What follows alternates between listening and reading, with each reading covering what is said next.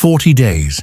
That's all it took for Israel to forget the God who split the sea, the God who rained bread from heaven, the God whose voice thundered from the mountain. Just 40 days, and they traded his glory for a golden idol.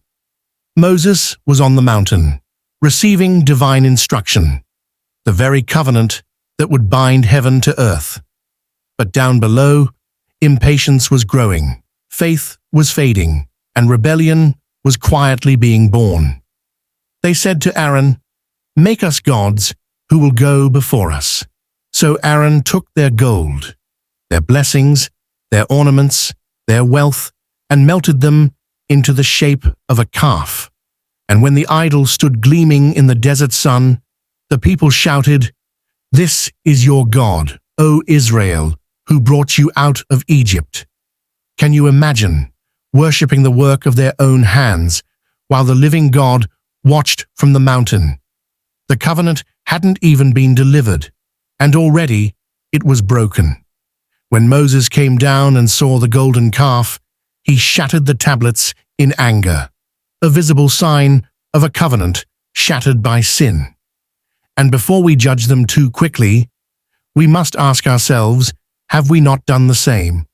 We may not bow before golden statues, but how often do we worship the idols of success, comfort, popularity, and pleasure? How often do we give our time, our devotion, our hearts to things that glitter but cannot save? Yet even in betrayal, God's mercy was not destroyed. He called his people to repentance. He renewed the covenant. He revealed that grace still flows even after failure.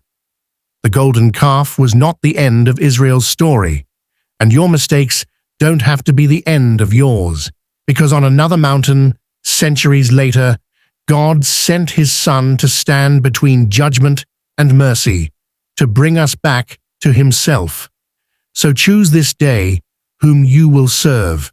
Will you bow to the idols of this world, or will you stand for the living God, the one who still calls you his own? The golden calf was Israel's fall. But for us, it's a warning and an invitation to return, to worship the true God, to tear down every idol that steals his glory. Return to the God who never forgets you. Like, follow, and subscribe for more revealing biblical stories.